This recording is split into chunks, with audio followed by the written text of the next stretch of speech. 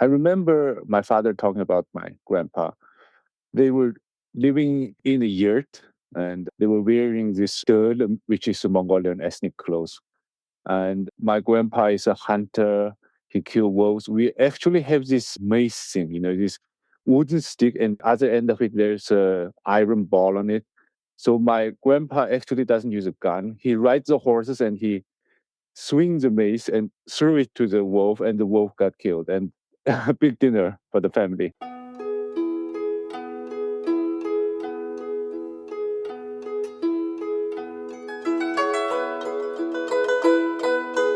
This is Rhyming Chaos, where we interview people who've lived through or studied times of great upheaval, tyranny, or authoritarian takeover.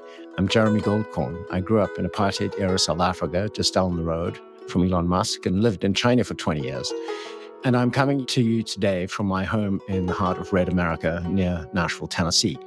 Today, my guest is Soyombo Borchkin, a freelance journalist in New York. Soyombo is originally from Hohhot, Inner Mongolia, China, where he was a journalist with a state newspaper before coming to the United States. He recently published a piece with Equator, a promising new online magazine. It is subtitled The Education and Re-Education of a Mongolian Reporter, and we're going to be talking about that piece today.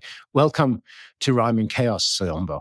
Thank you so much for inviting me, Jeremy. And thank you so much for reading the piece. I'm very grateful. Well, it was one of the most interesting and, to be honest, despite having a lot of grim content, most fun pieces I've read for a long time. May I just start, Soyombo, by making sure I'm pronouncing your surname correctly? Is it Borchgin?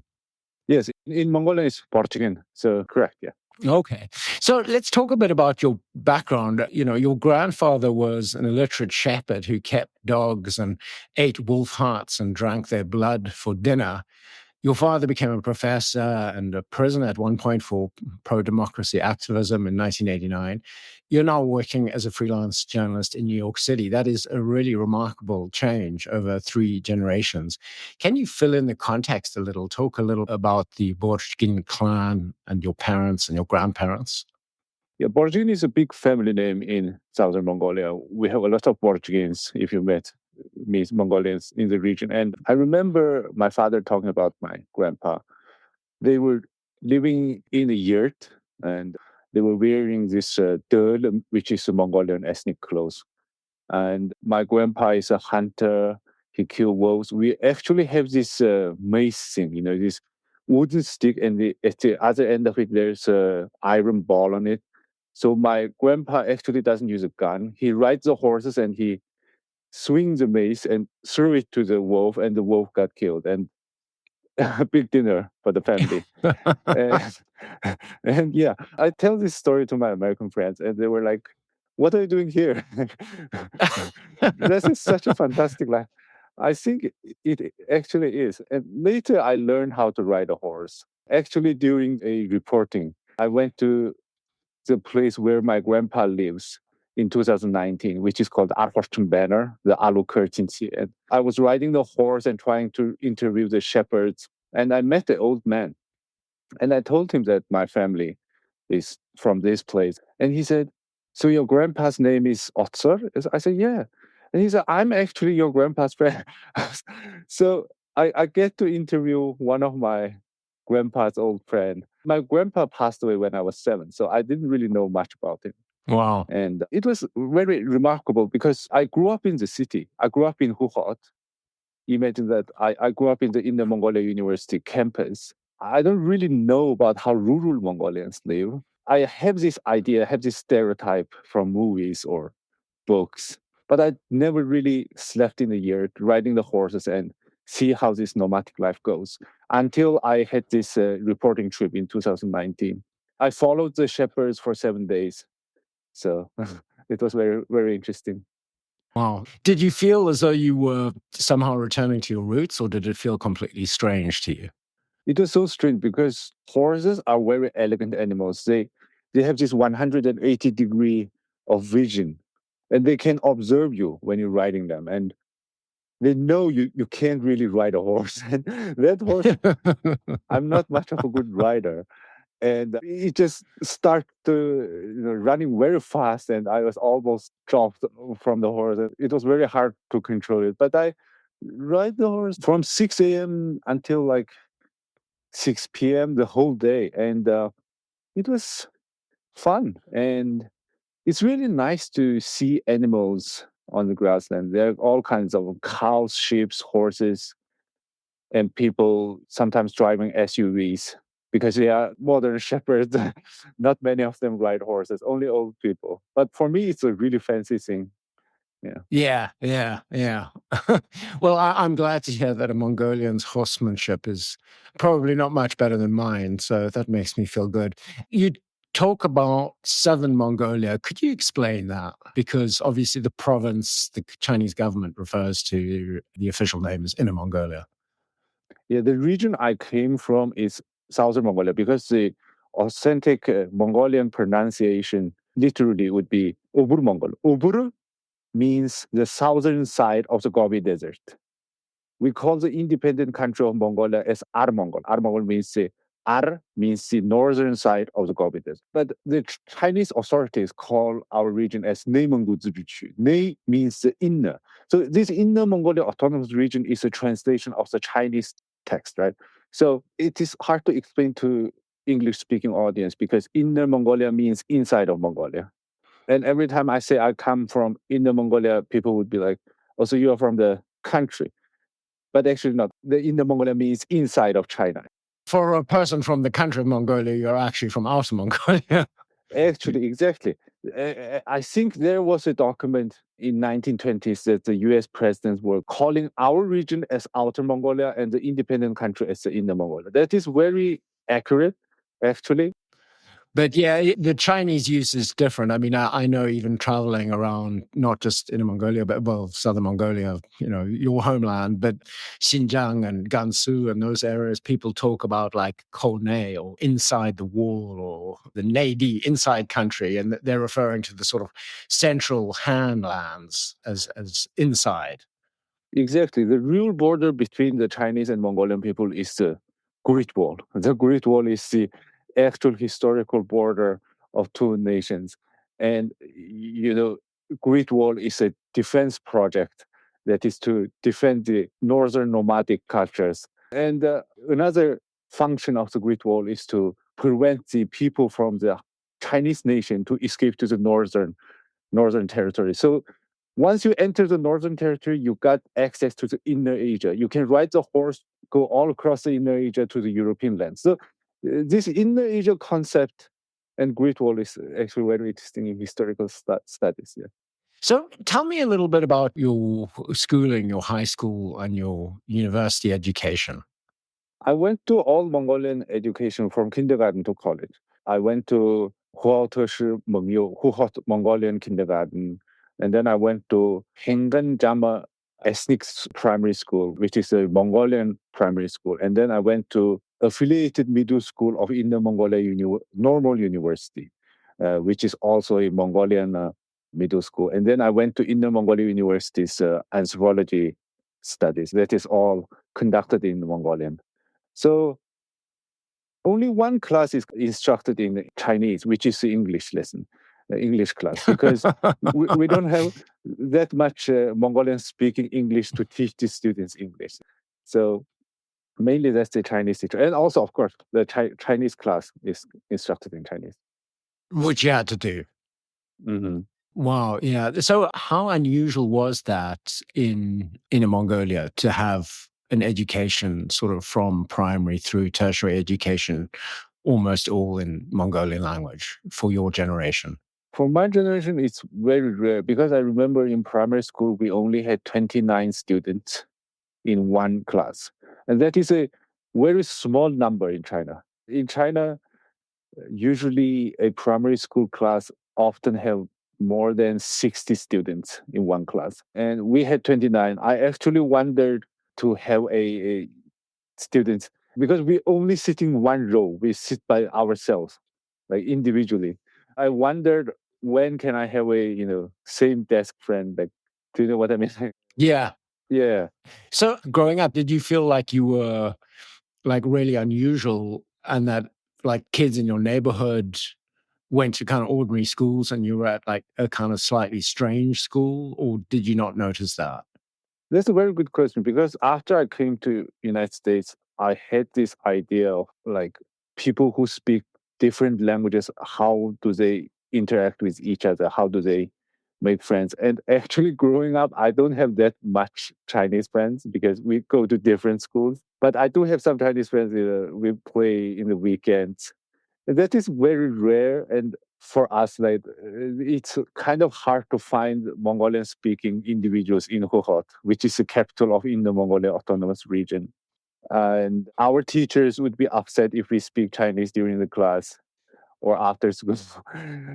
And there are some kids who went to Chinese schools, Mongolian kids. After they grew up, they always, not always, sometimes blame their parents for not taking them to the Mongolian schools because somehow I think after growing up, they realize their identity is so different from Chinese. Right. Now, but your parents were intellectuals. I mean, despite the fact that your grandfather, was a wolf hunter, your dad was a professor at university and your mother was a journalist, and obviously both quite thoughtful people who thought carefully about your education and steered you on this path. Can you talk about your parents a little bit and maybe a little bit about the trouble your dad got into in 1989? Yeah, actually, he never really spoke to me directly about this thing. That's why when I read Professor Stelle's book, The Force of Things, he mentioned how he realized discovered his family history in those letters, diaries. I discovered my father's story in my mom's diaries. She put the diary on the bookshelf, and when I was little, we don't have internet. I don't get to watch TV often. So what do I do? I look through the bookshelves to read, and I found a diary. There letters exchanging when my father was in the jail. My mom was writing something like, "Our son is doing better and better. You don't have to worry too much." And my father's diary was about something like, "Today I did this and that, but another Chinese guy from this cell hit me on the head." So something like that. So I never really asked them about what really happened. In our culture, it's kind of not comfortable talking about this kind of stuff. Yeah. I mean, I think that Mongolian culture is obviously quite similar to Chinese culture in that regard. I know a lot of Chinese people who've been through similar traumas, and you just don't talk about it at home. Yeah, I think it's not the similarity of culture. I think it's a big trauma that the Chinese Communist Party had on its people, especially, after Cultural Revolution, the purge on the Mongolian people. There were actually, 100,000 Mongolians died during Cultural Revolution. There's a book about it called No Tombs on the Grassland that the Chinese Communist Party tried to purge Mongolians who got professional studies from the Manchuria state, created by the Imperial Japanese. When I grew up, a lot of professors in the Mongolia University talk about this Cultural Revolution, and you can feel their fear. They would automatically turn their volume down and they would whisper in your ear, like, this and that happened during Cultural Revolution. And after I worked in Inner Mongolia Life Weekly or Inner Mongolia Daily, there's also autobiographies of the old journalists. They were talking about how Mongolian and Chinese relationship changed during the Cultural Revolution. People got really serious, people got really wild. And so these traumatical events, I think, made us less likely to talk about family histories and how terrifying it could be, the state could be. And how do you feel about, I mean, you've just published a piece that sort of lays bare some of this family history. Did you make a decision that silence was no longer worth it, or that you feel that there is something to be gained? I mean, obviously, it's fascinating for us, for the reader, but for yourself, was there something to be gained in telling these stories? And do you worry about backlash against your family? First, I always thought about this story since the re-education happened. I always thought about I should make something of it because I feel like we didn't really write so much about ourselves after Cultural Revolution. we don't really have an accurate document on what happened to Mongolians after 1949, after 1976, after 1981 protest, after 2011 protest.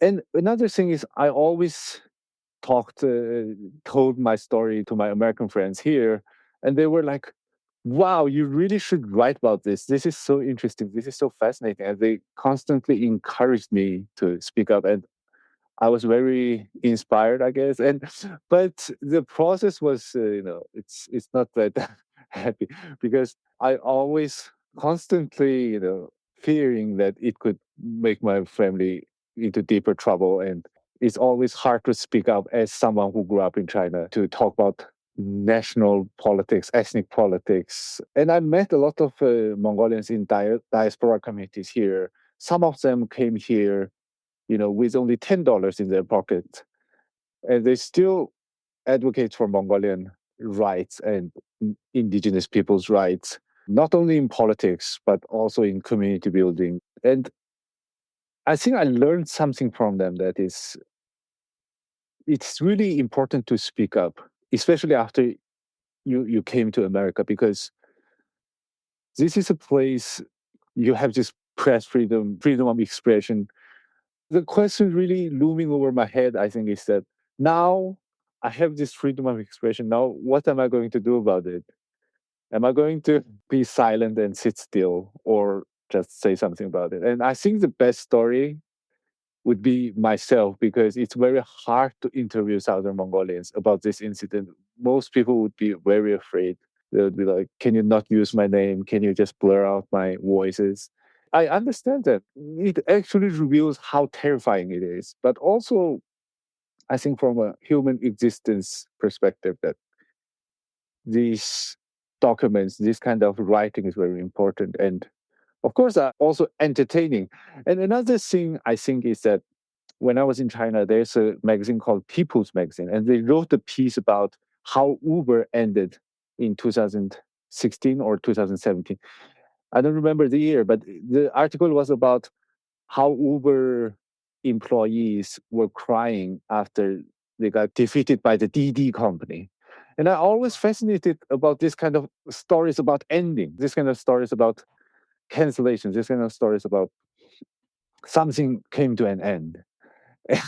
After this re-education happened, my wife was always saying that now you have your own Uber story. Your publication is ended. I was like, yeah. Right. I have to tell you, as somebody who's been in China-related media for a long time, I have a lot of endings. It's media, it's sadly a common story. But let's talk a little bit about then Inner Mongolia Daily, where your mother worked. And then after college, you worked at a construction site and then a kind of sketchy travel company. And then in 2014, you got a job at the Inner Mongolia Life Weekly, partly, as you write, as a result of your mother's employment at the party newspaper, the Inner Mongolia Daily. So could you describe exactly what the Inner Mongolia Life Weekly was? We have 17 staffs, 6 journalists, 6 editors, 2 art editors, 1 editor-in-chief, and 1 vice editor-in-chief. And another one is the administrator of the office. All of them, except me, is coming from the rural part of Southern Mongolia. I'm the kid who grew up in the city and have all kinds of privileges, including speaking English. So when I first started there, they were like, there's a strange feeling of, well, you are a privileged kid. You grew up in Hohhot, you read different stuffs, you use VPN, you watch YouTube. And we're just doing this shepherd story, okay? So it was very hard. I think I used at least 1 year to gain their trust. And they were like, "Oh, this guy, Simon, is actually a Mongolian kid, a genuine, authentic Mongolian kid, just like us." And we were really in a good relationship until 2020, when the newspaper got shut down. They were in tears. They were literally crying. And I remember we went to a restaurant for lunch, all of us. We were just like the last dinner or the last lunch. The Last Supper, right. Last supper, yeah. I still remember that. I mean, it must have been so sad. So the Life Inner Mongolia Life Weekly, this was sort of modeled on other similarly named publications elsewhere throughout the country. And it was, I guess, an outgrowth of the somewhat more liberal approach to media. I guess it was partly an outgrowth of the somewhat more liberal approach to media of the Jiang Zemin and Hu Jintao eras, when for a lot of state publications, making money actually became more important than, ideological rigor. I was working a lot in, Chinese media around that time, and it was pretty wild times. And you discuss some of them. I mean, some of it I think has a real inner Mongolian bent, such as the drinking culture. But there's also, because of the commercial incentives, there was this idea that you should, in fact, publish stories that were interesting. And I think you managed to do some. I mean, you did pieces on the Iron Maidens, the Iron Girls who'd been mobilized to hard labor during the Cultural Revolution. You did a piece on an enforcer of the one-child policy who conducted forced abortions on pregnant women, things that I don't think would be possible today. Can you talk a little bit about working there and how you managed to sort of avoid being completely drunk all the time and avoid the censorship and still manage to publish some interesting work? It's a very good question. I think generally speaking, I was very fascinated by stories, long form stories, feature writings. I grew up reading the Southern China Weekly, and 南方周末. Nanfang Zhongwen, yeah. Li Haipeng, he created another feature writing thing called One Lab, and he wrote about how this ship mutiny happened on the Pacific Sea, how, a lot of interesting stories. And there's no way to avoid drinking if you work in the Danwei system or propaganda system, because this is the culture and everyone drinks. It's not because they like to drink, I guess. It shows how you respect your superiors, how you respect your editors. Like there are a lot of tacit knowledge in China that if you work in Danwei system, you don't get to sit on the chair fully. You sit 1/3 of it. When you make a toast, you don't just toast, like you have to lower your cup to other person that you are toasting to show respect. You have to listen to what people talk. Like if our editor-in-chief give a speech during the banquet, we sit on this round table, right? So everyone drinks. There's this thing like he makes the toast first, and then it's not your turn, the vice editor's turn, and then the senior journalist's turn, and then the junior journalist, and then it's my turn. And when it comes to my turn, I have to give a speech. Like it would be carefully said, make sure nothing, sensitive, of course. But by this time, you've already had a few shots of baijiu. Yes, this is not only shots. This is a fenjuqi. You know the fenjuqi? Right, the flagon. I don't know what you'd call it in English. A jar. Yeah. So you have to take the jar, and that's how you respect the party staffs who's sitting right across you, and they will be very pleased. Well, you did do interesting stories. You managed to meet some interesting people, and some on subjects that are, even at the time were quite sensitive. So, I mean, I'm particularly thinking of your profile of an enforcer of the one-child policy who conducted forced abortions. So, how were you able to get stories like that published? Was it a question of emphasis, how you introduced the story, that you're not actually, the purported nature of the story isn't to criticize the one-child policy, you're just telling a story of a person who worked in the system? Or, how do you massage a story like that so that it can get past the censors, which even in the relatively liberal times of the 2000s, the flourishing of Nanfang Zhongmo, I mean, it's still very strictly controlled, right? Yeah. When you go to interview trips, you first report to the propaganda minister of the local region. Like if I go to interview in Hohhot, I have to report to the propaganda department in office in Hohhot government. And then I will tell them what I'm planning to report. And they actually have a list of the topics that they want you to interview, like economic development of the region or the party development, party construction of the region, that how many new party members they have this year. And you will, now that's the time You got to improvise. You will say, okay, I will report the A, C, and D of this list. And can I also interview this subject that I know a person who went to Korean War, who is a Mongolian. I think his story is very interesting. How about that? And he will be like, well, okay, we will get you a jeep and you can go to this remote place to interview him. And then, of course, this forced abortion enforcer. I remember he is a party secretary, retired party secretary of the Ordos region.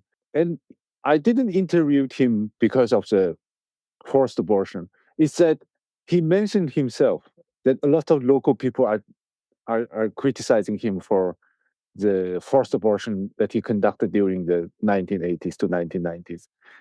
So I thought that was a very interesting perspective. And nobody said, I can't interview that. Meanwhile, the propaganda staff is standing in the same room that you are interviewing. Every time they must be there, they drink with you, they eat with you, and when you conduct interviews, they will standing in the room, I think, to see what questions you are asking. But if the guy said himself, I think it's very natural for you to ask continuing, like, so how do you like identify who's pregnant? How do you conduct this kind of operation? And yeah, this guy, this enforcer, he become a alcoholic. And when we interviewed him, we already drink one bottle of baijiu. And that's the only way to get them talking. Because in this, our region, people don't really talk straightforward to strangers. It's very hard to interview them, even if you are state-affiliated journalist. So you drink with them, you make friends with them, and then I wrote this article mainly about abortion. And my editor in chief was like, well, now you wrote about this article, and well, but by that time, I think China haven't said the one child policies should not be cancelled, or they never had this population crisis in the public discourse, I guess. So it was okay to write about it. And after all, it's a Mongolian publication. Nobody really reads about it. So my father's take was that he said the Inner Mongolia Daily is too dirty to put the bread on it and make it a pack, and too hard to wipe your ass. So nobody reads it. His idea is that.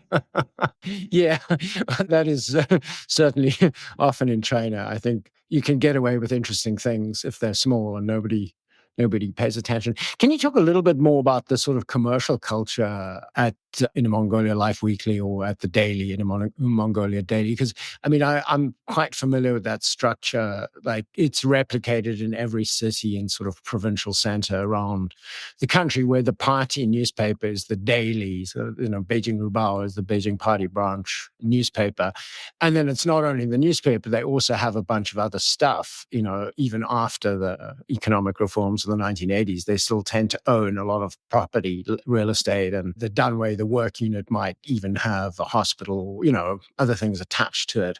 And that obviously is very fertile ground for corruption, some of which you talk about in your piece for Equator. Can you describe sort of how the commercial incentives works and the corrupt boss of the Inner Mongolia Daily and his fall? Yeah, of course, there's a lot of benefits if you can have a job in the state-affiliated businesses. It's generally called danwei. And another thing is that we don't have a benju. We are not officially recognized as a danwei. The Southern Mongolia Life Weekly is. So my mom always say we are the kids from the stepmom. So we're not really fairly treated. The Inner Mongolia Daily is a state affiliated, very much state affiliated, and all of the staffs have the state benefits. And for Inner Mongolia, Southern Mongolia Life Weekly, we don't have this BNG thing. And commercially, we have living complexes. If you are staff of the Inner Mongolia Daily, you can have an apartment, not free after 1996, I guess. You have to pay some money. And then another would be, of course, you have a medical plan. You have actually, I think the salary for Danwei system, the state affiliated system, is actually some allowance money you get to spend. all of the other spending in life is already covered by the state. So it's a good deal if you're in the system. Yeah, in 1980s, people say 做导弹的不如卖鸡蛋的, which means the one who makes egg on the street makes more than the rocket scientist. So it's a complaint made by the state-affiliated staffs that they think the salary is so low comparing to individual business owners. Because actually, the salary for the state-affiliated business, state-affiliated staffs is actually a small amount of money comparing to what you already got from the system. Right. But if you're at the top of it, like, your original editor-in-chief, you actually have an ability to move money around because you're in charge of state-owned assets and you can skim off the top. So what was the boss doing in a Mongolia Daily not too long after you arrived? You mean the murder case? Well, yeah, that led to the murder case, yeah. Yeah, his name is Liu Jinghai. He got arrested, I think, in 2015, January 2015, I guess, because he appointed his nephew in this Wuye 公司, which is a real estate service company. Property management, I guess you'd say, yeah. Yeah, but his nephew withheld salaries from the maintenance worker, and this worker killed Liu Jinghai's nephew with an axe, and made the investigation leads to Liu Jinghai again. And Liu Jinghai is quite unpopular among Mongolian journalists because I remember there was one time the Inner Mongolia Daily got a 500 million yuan state fund to do the propaganda, of course. And I'm sorry, the 600 million. And then they gave 550 million to the Chinese department and the 500,000 yuan to the Mongolian department. So, of course, Mongolian journalists were underfunded and they really didn't like it. And if you see my Substack about page, I uploaded my press ID. You can see it says Southern Mongolia Life Weekly, and then it says Mongolian edition. This ethnic label saying that Mongolian edition, that Mengwenban, the word Mengwenban will make the propaganda officer notice that we are Mongolian journalists. We are going to write in Mongolian publications. So they don't have to treat us that well as the Chinese journalists. So yeah, they will give us 2 cheaper wines and liquors during the banquets. So Mongolian journalists doesn't really like Liu Jinghai. So that's why when the investigation happened, people, set firecrackers. But let's complete the story. So he's corrupt, and one of the disgruntled employees murders him. His nephew. His nephew. Because he appointed his nephew in the company. And then police realized, oh, so you appointed your nephew in this state-affiliated business, and your nephew took the money from the maintenance guy, and then the maintenance guy killed his nephew. And then this is going to be Liu Jinghai's responsibility. Wow. Yeah, what a mess. Your time at Inner Mongolia Life Weekly sort of was the tail end, really, of the sort of somewhat freer approach to media that characterized at least much of my time in China. And, I think the end of the Inner Mongolia Life Weekly was partly about the end of easy money for commercial media, for state publications, and the end of a certain experimentation of media in China. But there was also something else going on at the same time, which was a complete change in the Minzu Zhengce, the ethnic minority, so-called ethnic minority policies in China, where basically post-1949, the People's Republic had adopted a version of the Soviet model where there was this idea that recognized ethnic minorities would be encouraged to learn their own languages and maintain their own culture as long as they agreed to be part of a greater Chinese nation. And that idea in the 2010s started to be challenged inside the Chinese government. And then, I think you saw the sort of hard edge of the change of that policy. So when did you first start to become aware that Mongolian was going to be under threat, the Mongolian language and Mongolian identity? It was April 2020. It was during COVID. We were still panicked about COVID during the time. And there's an organization called Minzhu Cujinghui, a pseudo-democratic affiliation of the Chinese Communist Party, literally meaning promoting democracy organization. It said some local institutions, some local legislative regulated that the Mongolian ethnic languages should be the instruction of tool in the local schools, which violates the constitution of China. They published an article. So, of course, Xinjiang is doing no Uyghur education anymore. Tibet is doing no more Tibetan language education anymore. So who's left? It's us. Everybody knows instantly. And we were talking about this in our Southern Mongolia Live Weekly editorial room. We were talking about, is this really going to be a thing? Is this really going to happen? By that time, I still wondering maybe they won't do it, because by that time, I really don't know much about politics or in general, like how China's ethnic policy changed from the communist ideal mode to nation state mode. But right now, I carry this question with me in New York. I really want to know how come I received re-education from the Chinese Communist Party. And then I realized China is not a nation state like most countries in the world. Like if you find a northeastern, a Dongbei people and a Hong Konger and let them speak, they don't even speak the same language. One speak Cantonese, another speak Dongbei-hua, the northeastern language. And even in Hohhot, the Chinese people, the so-called Chinese people, they actually speak Shanxi-hua, the Cidi-hua. Cidi-hua is very different from Putonghua, and Putonghua is Mandarin Chinese. It's an artificial language promoted by the CCP propaganda system, only speaking in the CCTV. Nobody really speaking Putonghua in China. Actually, if you visit Chinese family in Hohhot, and if a kid goes to university and starts speaking Putonghua in their Hohhot family, the Chinese parents would be very upset because, oh, now you got educated. Now you're speaking different dialect than us. Mongolians were really wondering, will this policy really be implemented in September? And people were having a lot of confusion because there were no official announcement.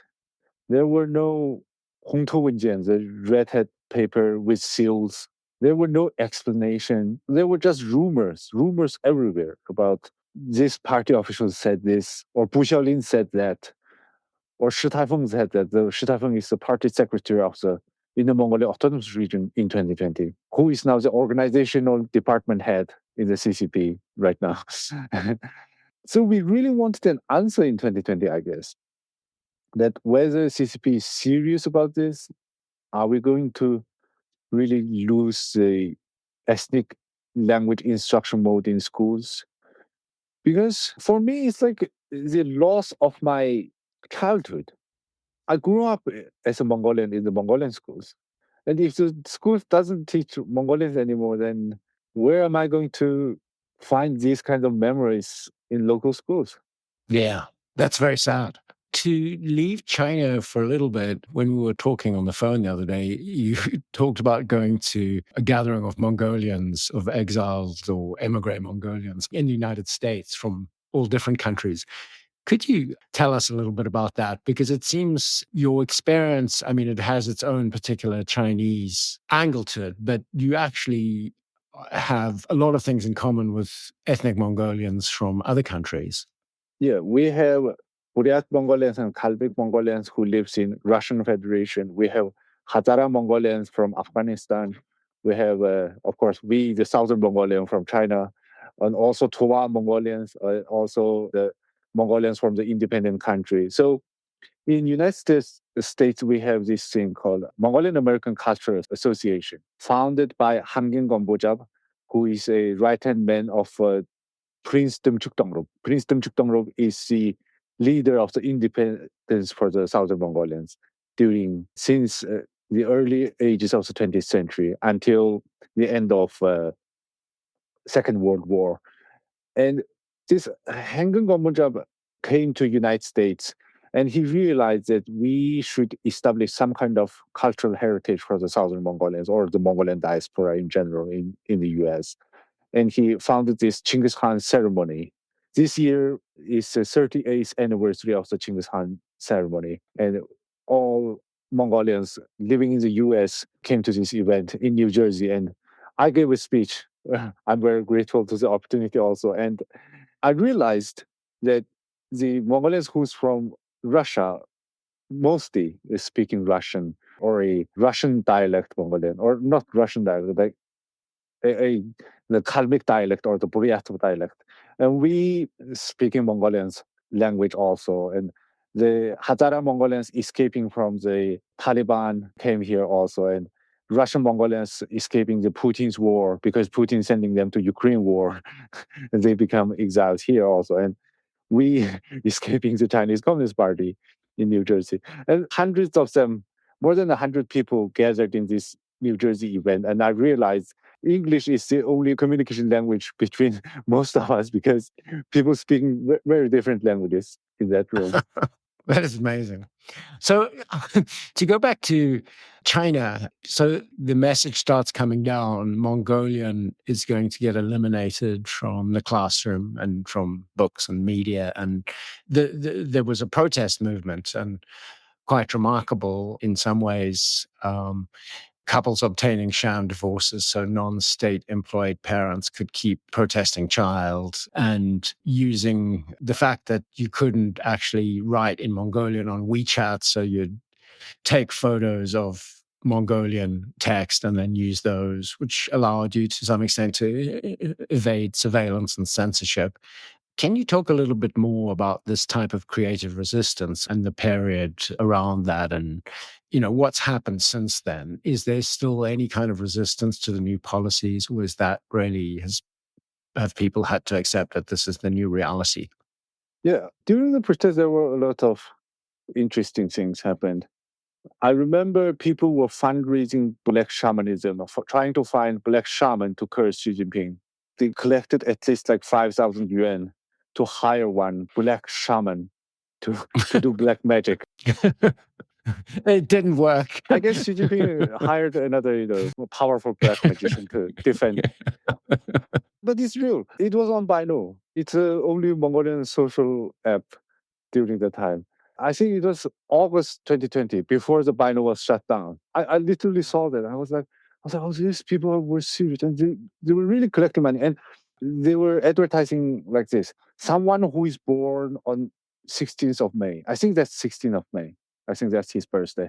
I don't quite remember. But they said, we are fundraising a black shaman event to curse someone who is born on 16th of May and someone who wears suits a lot.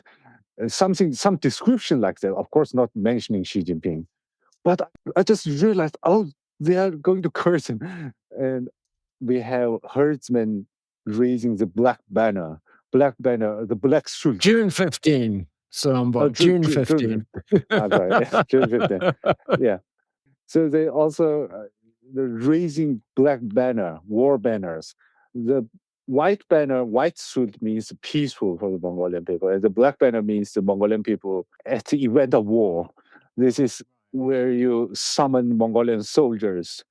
And we have Mongolian wrestlers who refuse to wrestle anymore. We have artists refuse to sing anymore. 11 people committed suicide during the protest because they can't take it anymore. And we have Mongolian police officers resign from jobs.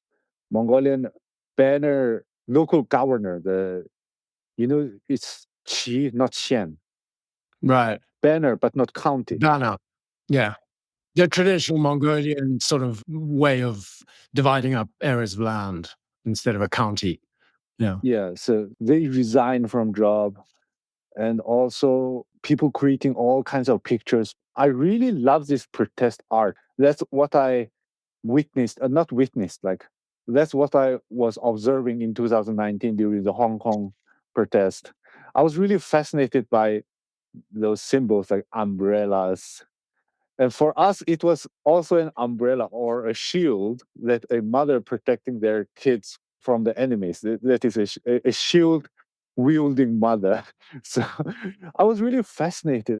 And we also have our Lennon wall, the small postcard we paste on there's a coffee shop in Hohhot. People write in Mongolian saying that our mother tongue will be forever. It will never be eliminated, those kind of content, and paste it on the wall. It's just like Hong Kong protest. And I was very excited doing it, and also very depressed because they were really implementing the Chinese instruction. And I was really amazed by how creative we can be, even when I thought Mongolians are just some cultural people who only know to sing or to wrestle.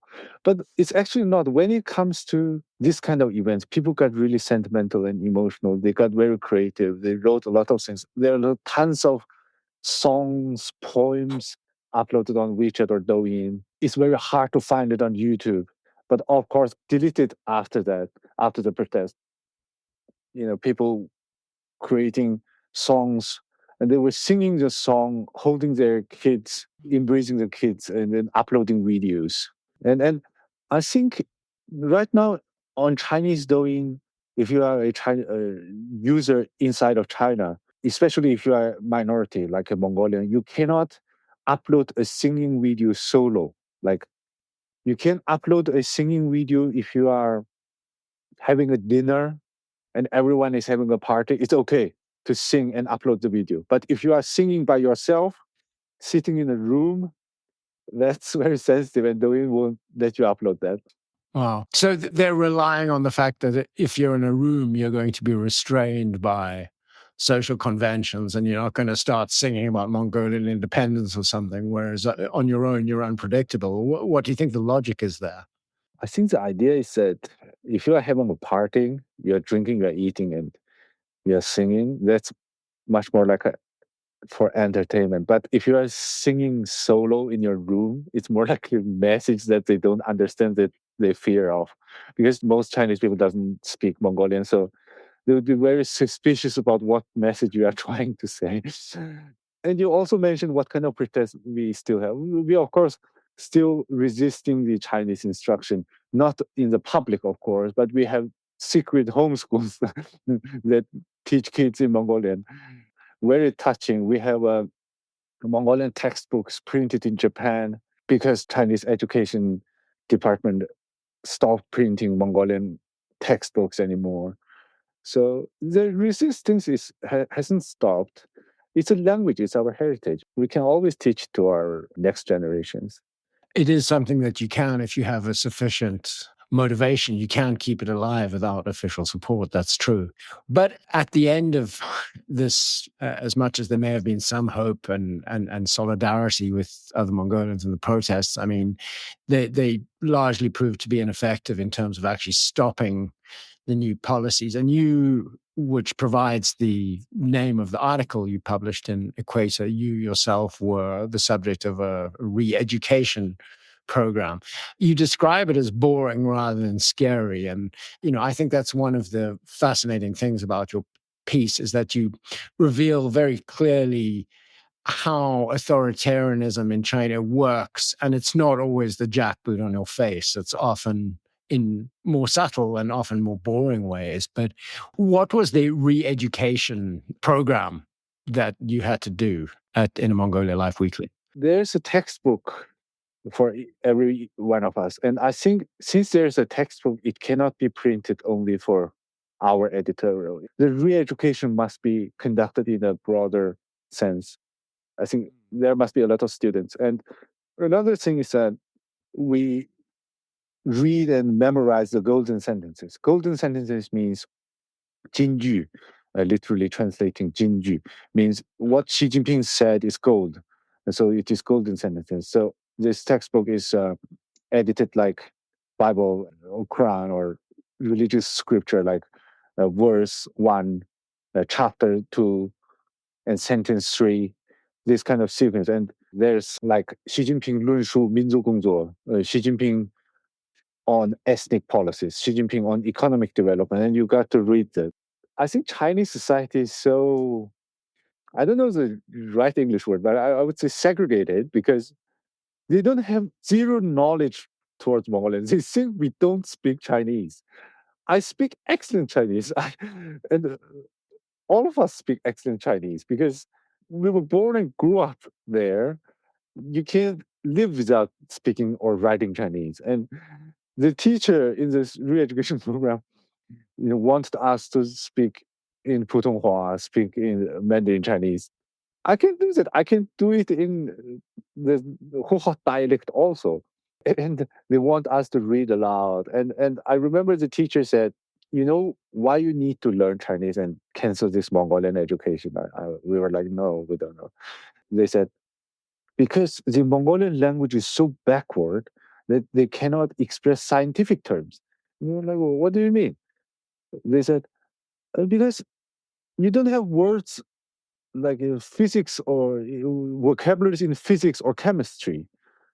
Like without Chinese, you can't learn physics and chemistry or all STEM knowledges.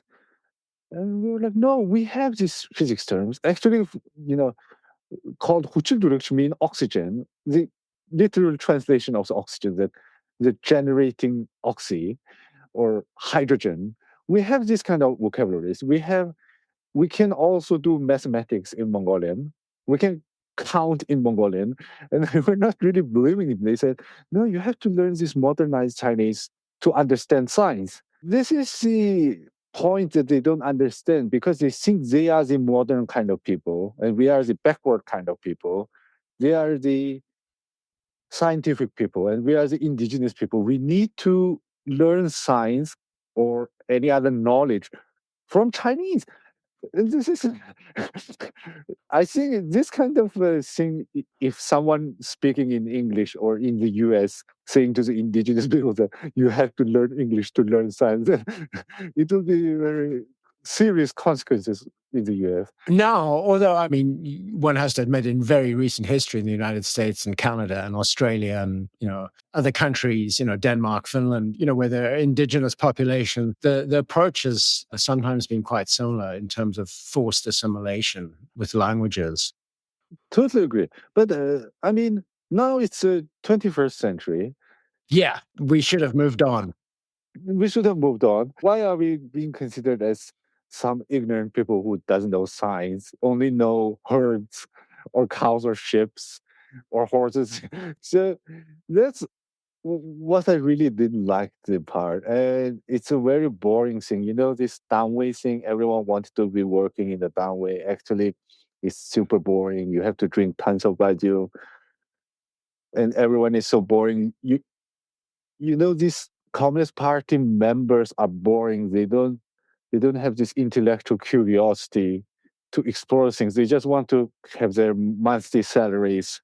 They are definitely not the communists coming from the Europe in the early ages of the 20th century. They are the boring communist members. And also, I remember we had an exam at the end of the re-education. So there were no supervisors. And the goal of the exam, I guess, is to not expel anyone from this job. It's just a showcase that everyone learned something from this re-education and now we can graduate.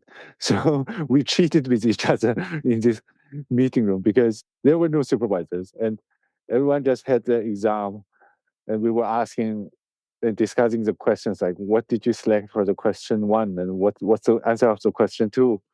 But yeah, now I'm smiling and laughing, I think, saying it in a funny way. But during that time, I was really depressed.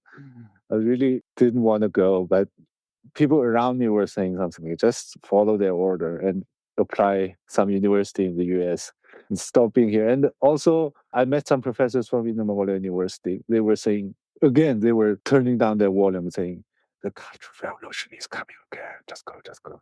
So I decided, yeah, why would I be re-educated? Yeah.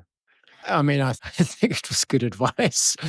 Yeah. And because it didn't stop, I mean, after you left, after that initial sort of attack on Mongolian language in schools and media, you've documented recently Mongolian schools being quietly renamed to remove the word Mongolian. And you've described it, I think, as the removal of memory, identity, and cultural presence. Can you talk a little bit more about that, about what's going on in Mongolia now in terms of this sort of ongoing campaign of, I think, sinification or sinicization is, one of the words that is being used in China? Actually, during the 2020 protests, we were already saying this. We were already discussing about what would happen if this policy fully implemented in Mongolian schools. we were saying things like Mongolian teachers would be relocated, reassigned. That's true. Most of my Mongolian teachers from my high school or primary school, they become cafeteria teacher or the dorm room teacher now. And we were discussing about what would happen to Mongolian schools. There will be no longer Mongolian schools since the instruction would not be conducted in the Mongolian. So that would be Chinese school. And of course, according to the golden sentences of Xi Jinping, he said we should promote the Minzu Hunban, which means putting different ethnic groups, the Hans, the Chinese, with the Mongolians to be in the one classroom. So, of course, if the language of instruction is changed to Chinese, what's the point of keeping Mongolian kids in one school? And one thing is that international media shifted attention after 2020 protests. They don't report it anymore.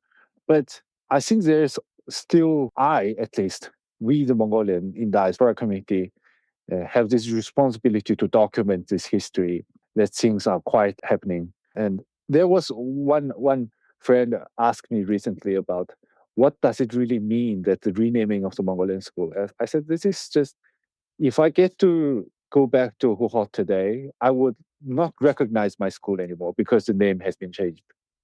The school carries so much memories. That's the place where I grew up and met all my friends and teachers. And so it's very sad, but still, it's also showing it's a voice against the Chinese Communist Party saying that we are not surrendering, we will not be intimidated because things will be documented and you will be held accountable. Right. And I suppose, may I presume that that's one of the things motivating you to write is accountability? I think so. And also, I think I was wondering why was I sent to re-education class when I first came here. And then I think the question shifted into how come I put myself in such a vulnerable position to the state without knowing it? Like, how come I call myself a journalist in Southern Mongolia Life Weekly and then I didn't observe this ethnic policy shift? I was reading New York Times, Wall Street Journal, watching YouTube. I know New Yorker, I read tons of Western medias. But somehow I think before 2020, I was just reading it as a English reading practice or just for fun, because long stories, feature writings has a lot of fun. And when it really became reality, I felt really bad. And I remember in September 2020, there was one Mongolian girl who's planning to marry a Chinese man, and they canceled their wedding during the protest because they can't marry with each other anymore. It creates so much chaos. They couldn't marry? What exactly was preventing them? Because it was during the protest, and a lot of Mongolians realized that the Chinese Communist Party and also the Chinese people doesn't like us. It was until 2020 protests I realized some of my Chinese friends actually told me that it's actually a good thing for you. You know, you guys should be educated in Chinese, and also in Colombia. I was discussing this in the Mongolian re-education thing, and one of the Chinese students I met at a party, he said, it's actually the right thing, you know. China is doing all the right thing, including Xinjiang, Tibet. I was like, why? Why would you say that? And he said his father is working as the Xinjiang autonomous region in some level of this government. He said official. So of course, it's a good thing for them. And I realized during the 2020 protests that some Chinese, they never really being straightforward to me when I was a friend before the protest. It's okay for me to drink with them, play with them, but they never said their real feelings toward Mongolians until 2020. And I mentioned this part in the Equida piece about how people suddenly turn into political animals, trying to say you are actually wrong. I was like, oh no, this is just. So I'm very interested in this kind of things, that how people should politically aware from the authoritarian government and how people should actually use the political knowledge to understand reality, understand what's going on. News is just not some article written online or on paper. There's actually real time consequences. I think if there's one lesson I can draw from it is that, when a government starts targeting one vulnerable group, you may think it doesn't matter because you're not part of them or they're a minority, or maybe you think they're backward and they should not ride horses and they should work in a factory or whatever the justification is. But the oppression will come to your doorstep eventually. Yeah, but I'm fully aware of this, what's going on in Xinjiang and Tibet. One of my friend works as a judge in Urumqi. He told me that he cannot resign anymore because they have their hukou in Xinjiang. The household registration is registered in Xinjiang forever. He cannot find other jobs in other provinces. He told me his director told him to sentence an Uyghur guy who uses VPN for 9 years in jail just because he uses VPN. I'm aware of this. And also Tibetan schools, Xinjiang re-education camp. I remember reading Austin Ramsey's Xinjiang document in New York Times when I was in Hohhot. I was like, wow, look at this Western journalism. This is so cool. This is what I want to read.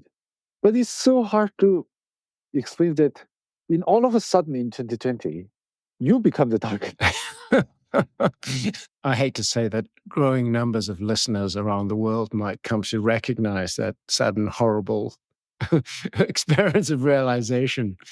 So, Umbo, we're pushing against time, but your journalism career and your life in Hohhot comes to an end, really. You come to America hoping for a fresh start. And here you've delivered Amazon packages where you actually did the famous peeing in a bottle experience to make sure that you could deliver them on time. You worked at a law firm where you were subjected to kind of crude stereotyping about Mongolians. And then you had some work at VOA, and unfortunately you were doged when the funding was cut. So quite an interesting slice of life you've had here in the United States. How has your American experience compared to your expectations before you got here? Well, most of my impression about the US is coming from the Hollywood, I guess. I watched too much Al Pacino and Robert De Niro movies, I guess. Me too, before I got here. After I came here, US is really interesting because I remember in Columbia, during the Columbia University, I remember one student doing yoga, and the professor is like, nothing happened. But for someone who is coming from China, it's just so shocking. I had never seen students doing yoga during the class. And also, I remember it was my first Halloween here. I did all these reading materials, 200 pages, 300 pages in library, and I took subway home. It was 12 a.m. And then all of a sudden, a group of young men came in, They have wings. They don't have any clothes on. They only have wings, and they only have panties. I am the guy who had my backpack on and, did my reading all night. I was like, what's going on here? It's like, so what's going on? And I realized it's Halloween, it's a big thing. And I feel like, oh, look at me, a nerd in somewhere. US is really interesting. I feel people are very friendly and also they are very serious about what they do, not like Chinese that way. And I also remember when I got invited to a Columbia party, I realized people only drinking one bottle of beer whole night. And it was my first time here. And I was like, what's going on? Why you guys don't drink? I was so ready to drink. But no, after 5 years staying here, I don't really drink that much. Occasionally one bottle. Right, you've picked up the American sobriety. Remember, I'm eating bacon and egg this morning. So. Yeah, we're back to the breakfast. We started where we began. So, but what a fascinating chat. I think I could talk to you for hours about this. And I wish you the best of luck here in the US and, with your career. And please keep on writing. I mean, it's so rare to get a look into your experiences in Mongolia. I mean, we have a lot of accounts of people who've worked at state media or gone through, similar kinds of re-education in other parts of China. But it's really unique to have it from a Mongolian perspective. Thank you so much for coming on Rhyme and Chaos. Thank you so much for having me. And thank you for this opportunity. The Rhyming Chaos podcast is produced by Maria Repnikova and me, Jeremy Goldkorn. The show is edited by Cadre Scripts. The theme music is Paperboy, composed and performed on the Guzheng by Wu Fei. Our closing music is Eric Satie's Shimno Petty No. 1, also arranged and performed by Wu Fei, and our cover art is by Li Fei. Please subscribe wherever you get your podcasts, and if you like what we're doing, take out a paid subscription at rhymingchaos.com. So, Umbo, thank you so much. Thank you so much.